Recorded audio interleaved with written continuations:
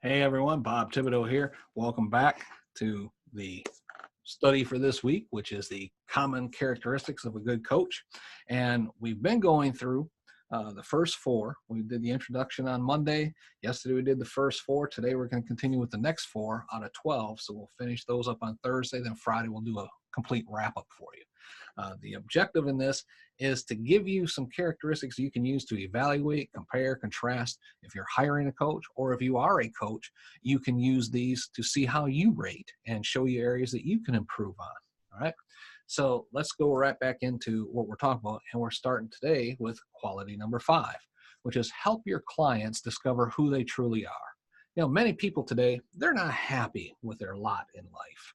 It could be career, marriage, a variety of things.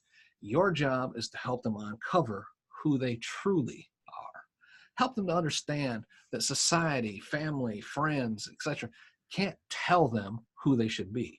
This has to come from within, but they have to figure it out on their own. Although this may be why they hired you, it still has to come from them, what it is they want out of life. If they continue to say things like, well, so-and-so says, you have to guide them away from that method of thinking. Your job is to help them discover what their higher calling is in life. What is God's purpose for their life? Not everyone is called into the ministry. There are doctors and there are car mechanics and plumbers, but that's their calling. There is nothing that says a plumber cannot be in the ministry. He's doing good quality work, always looking out for the welfare of the client, makes a living doing so. God blesses that business. But if he goes into it just saying, well, how can I, I'll say this is how much it costs to replace these pipes and charge them top dollar, but I'm going to use inferior products and do shabby work and I'll make extra money. They're in it for the wrong reason. And eventually it will come to haunt them for that. But if they're there giving quality service at affordable prices, their business is going to be off the charts because they're providing a good service. That's their calling. That's their expertise. They enjoy doing it. And that's your job, is to help them understand that's the way it should be. All right. Number 6, you must have good people skills. You cannot survive long in this field if you're not a person that can develop a trusted relationship with other people. It doesn't matter if you're a plumber. It doesn't matter if you're the president of the United States. It doesn't matter if you're the pastor of a church. If you can't communicate with people, you're not going to be long in the business. This is a skill you can develop. It's essential that you do so over time. Not everyone is, fluent in their interpersonal communication skills right off the bat. Nobody. Every person has strengths and weaknesses, but it takes time to develop those skills, just like leadership skills. They say, well, he's a natural born leader. No, he's a well-trained leader. Some people have a little extra abilities in certain leadership areas, maybe analytical thinking and ability to communicate it. But to be a leader takes training. That's why you don't see very many 22-year-old ROTC graduates leading multiple divisions in combat. Usually they're seasoned generals, 30, 40 years in, that have started from the ground and worked their way up, proving their success over time, giving them the ability to lead and to think and on these larger, grander scales. So that's your job, is to develop those skills, develop the interpersonal skills, and help your clients to develop those interpersonal skills if they're hiring you, and that's the reason they're hiring you to do that. You have to be a good people person. You may be good now, but you can always become better, right? Number 7, be a role model. All the time, you need to be a role model. You should be able to share your victories with your clients as an example of how you can help them achieve the same results. For example, if you want to help people lose weight, you cannot be 200 pounds overweight yourself. Well, 42 years ago, back when I was 19 years old, I was working in a gym helping bodybuilders. Well, that's great. What have you done in the last 42 years? Just look at you, right? So you can't be a physical fitness coach being 200 pounds overweight. However, if you take a couple of years, lose that 200 pounds, become physically fit, Now you have a story to share. Yeah, I was working in a gym back when I was, 18, 19, 20 years old, and really enjoyed it, but I kind of let life get in the way, and I ended up gaining 200 pounds. But over the last 4 years, I've lost all of that 200 pounds. And now look at the muscle I got now, and I can help you do the same thing. You're only 100 pounds overweight. I know I can help you. See, you've shown them you have faced the same situations they're going through, and you overcame it, and now you're going to show them how. That's a positive attribute. And you need to be a role model in that. You need to be able to push your clients to the success level that they desire to achieve. Sometimes it'll take demonstrating it, explaining it, or simply sharing how you overcame the exact same thing they're asking your help with. And you cannot do that if you are bound by the same problems. You cannot, I've said before, it takes an alcoholic to minister to an alcoholic. It takes a drug addict to minister to a drug addict. It takes someone who has been in prison to have a prison ministry. Oh, sure, I could go into a prison ministry and say, it's really terrible, the things that have happened here, and God has a plan. And their first question is, you ever been on the inside? Well, no, but I know some people that have. You haven't even spent one night in a situation where they've spent years. You can't minister to them. But you take someone who did go in there and became a Christian and became a minister, finally got released, but they're coming back. And they're coming back saying, look, this is what worked for me. And you have a prison ministry. It's the same thing. If you are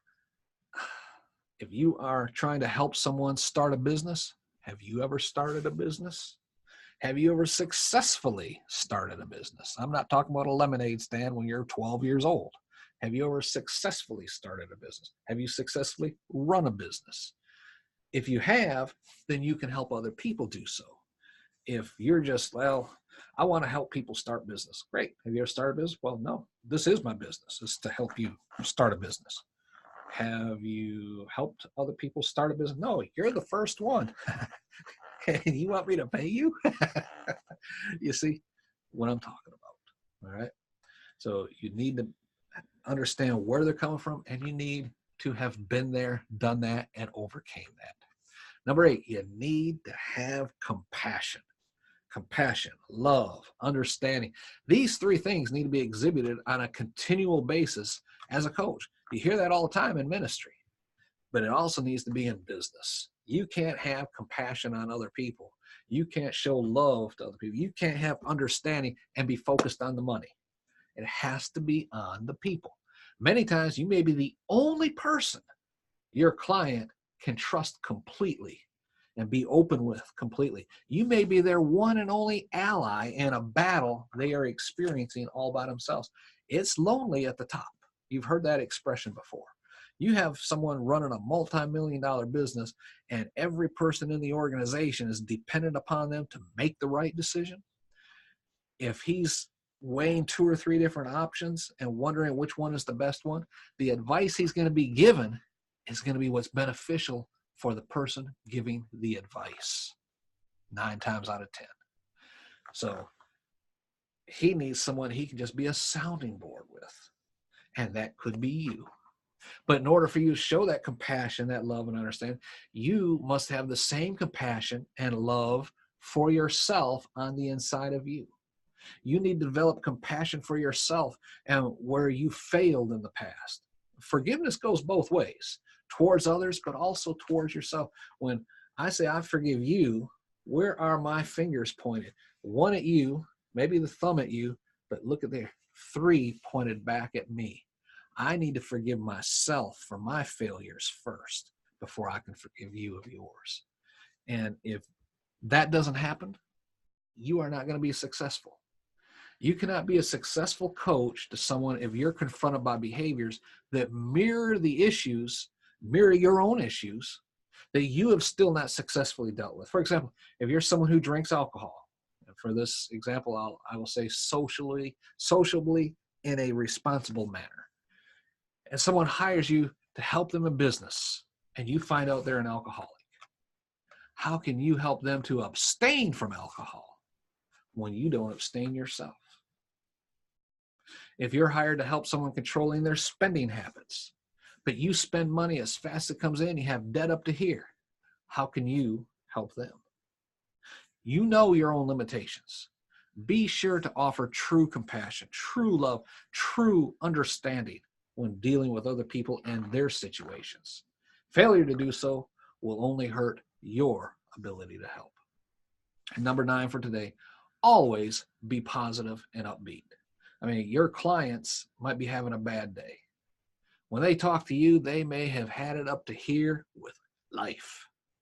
Any type of negative attitude will only result in them basically putting you in the same category they put everyone else in order that have just stepped all over their nerves today. As a coach, you need to be the one person they can count on as always being positive.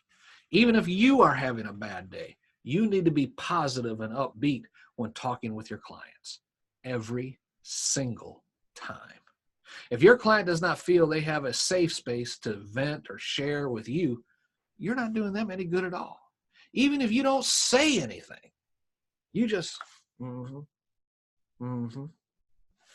They can pick up on your vibes. They'll know you don't really care what they're sharing with you at that moment.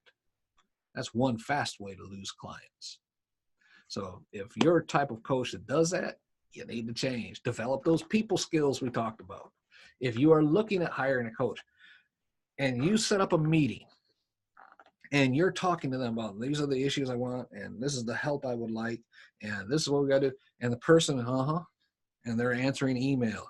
Yeah, I can help you with that.